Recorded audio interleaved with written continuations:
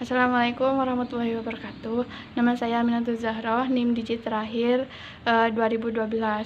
Saya di sini sebagai pemateri kedua dari kelompok 7 dengan judul makalah yaitu pembagian kerja secara seksual. Saya di sini sebagai pemateri kedua akan menjelaskan bagian poin B yaitu ketidakadilan dalam pembagian kerja secara seksual. Sebagaimana yang telah dijelaskan oleh pemateri pertama mengenai pengertian pembagian kerja secara seksual, yaitu pembagian kerja yang didasarkan pada jenis kelamin. Nah, di sini ketidakadilan dalam pembagian kerja secara seksual disebabkan oleh perbedaan gender. Gender pernah menjadi satu kata yang sangat populer akhir-akhir ini. Menurut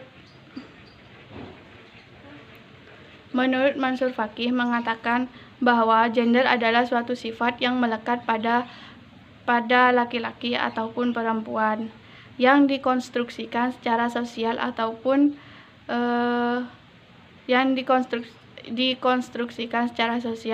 secara kultural.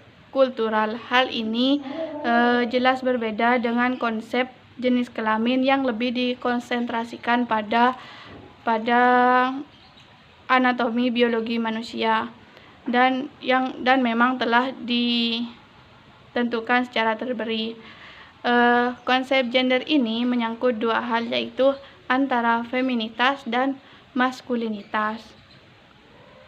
Perempuan dikaitkan dengan sifatnya yang lembut, penuh dengan keteduhan,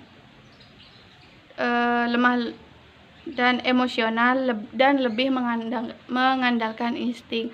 Sedangkan laki-laki dikaitkan dengan sifat yang kuat, jantan, bersifat pelindung dan rasional.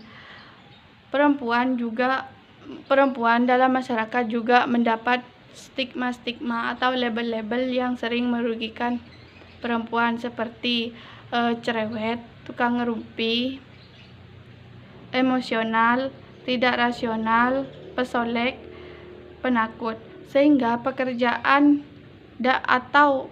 atau posisi-posisi penting tidak diberikan kepada perempuan karena takut gagal. Perbedaan perilaku antara laki-laki dan perempuan selain karena faktor biologis juga sebagian besar justru terbentuk melalui proses sosial dan kultural. Oleh karena itu, gender berubah dari waktu ke waktu, tempat ke tempat, dan dari kelas ke kelas, sedangkan jenis kelamin secara biologis tidak akan pernah berubah. Perbedaan gender ini melahirkan suatu ketidakadilan, baik bagi laki-laki ataupun baik bagi kaum perempuan. Hal ini dapat dilihat dari manifestasi ketidakadilan yang ada. Contohnya seperti masyarakat Jawa. Sebagaimana yang kita ketahui, masyarakat ini dikenal dengan adat dan budaya yang sangat kental dan juga patriarkis. Sudah kita ketahui bahwa anak perempuan dilarang atau bahkan diharamkan untuk tertawa sampai terlihat semua gigi-giginya, apalagi sampai berteriak-teriak.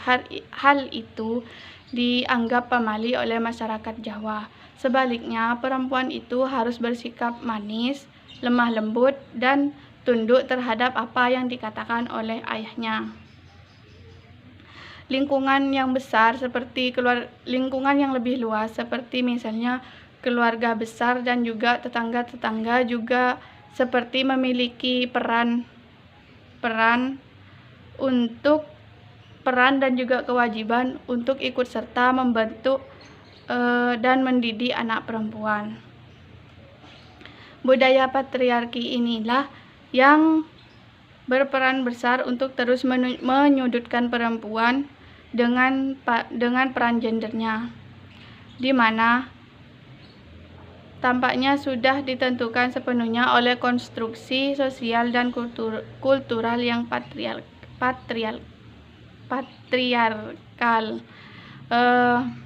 Dalam masyarakat, perempuan dianggap sebagai the second sex, suatu konsep subordinasi yang terus-menerus dibangun oleh masyarakat patriarki. Padahal Tuhan sendiri tidak pernah menjadikan perempuan sebagai makhluknya sebagai kelas kedua, dan kehadirannya pun tidak semata-mata sebagai pelengkap seorang laki-laki, sehingga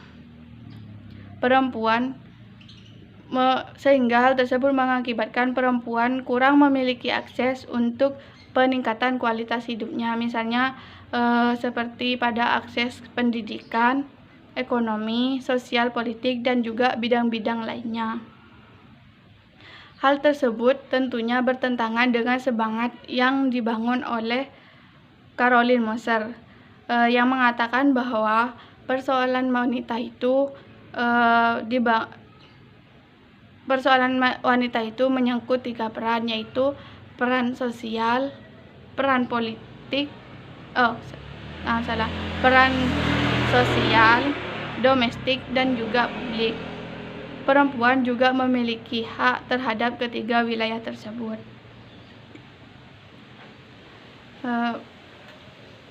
Perbedaan gender dan konsep patriarki sering membawa perempuan ke arah konflik dengan laki-laki. Konflik tersebut semata-mata menempatkan perempuan ke dalam posisi sebagai korban atau victim. Misalnya dalam masalah kekerasan dalam rumah tangga. Di sini perempuan selalu menjadi korbannya. Dari sudut pandang agama, masalah gender dan perempuan masih menjadi suatu problematika yang masih dipertentangkan, di mana kelompok konservatif tetap memegang erat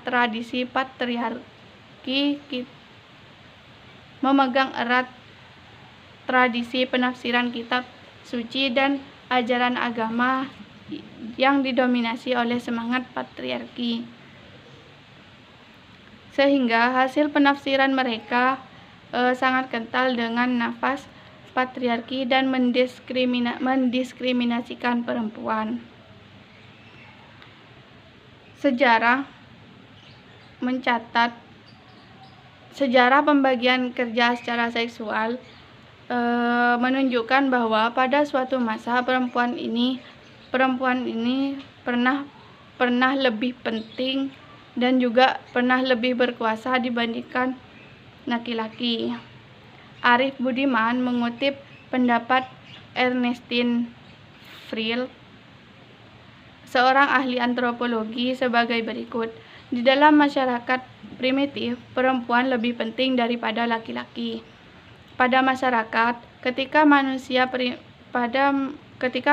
hidup masih mengembara dan mengelompok, bahaya yang paling ditakutkan yaitu matinya anggota kelompok tersebut secara satu persatu. Sehingga sedapat-dapatnya kelompok tersebut harus diperbesar dan juga banyak melahirkan bayi-bayi baru. Karena kebutuhan untuk mempertahankan kesinambungan kehidupan kelompok tersebut menyebabkan kaum perempuan itu relatif lebih penting daripada kaum laki-laki. Karena tugasnya yang melahirkan membuat kaum perempuan mendapatkan perlindungan dan juga dibebaskan dari kewajiban-kewajiban untuk bekerja, untuk melakukan suatu pekerjaan yang berbahaya, dan karena hal itu mengharuskan perempuan untuk tinggal di rumah. Hal itulah yang menjadi pembagian kerja yang pertama.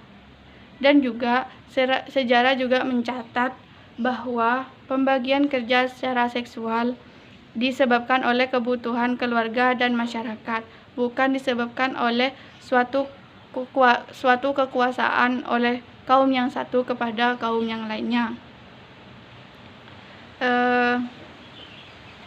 Namun seiring dengan perkembangan zaman,